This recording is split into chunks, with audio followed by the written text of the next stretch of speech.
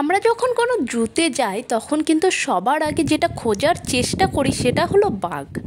বাঘ মানেই কিন্তু একটা অন্যরকম ইমোশান, সেই জন্য আমরা কোনো জুতে গেলে আগে বাঘকে খুঁজতে থাকি।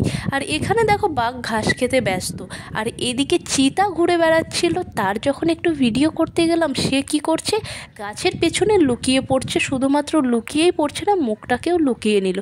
তো কি আর করা যাবে। এবার দেখো পেছন দিকটা থেকে তার একটু ভিডিও আমরা করে নিলাম। আর এটা বলে রাখি, এটা কিন্তু ভাইজ্যাকের একটা জুতে আমরা গেছিলাম, তো সেখানকার ভিডিও, তো সেটাই তোমরা দেখতে পাচ্ছ। আর এখানে আরেকজন বাঘ মামা আছে যে কিনা ঘুরে বেড়াচ্ছে মনের আনন্দে, তো তাকেই দেখাবো এরপরে। আর বাঘ কী কী করছে অবশ্যই তোমরা সম্পূর্ণ ভিডিওটাতে দেখো, তাহলেই বুঝতে পারবে।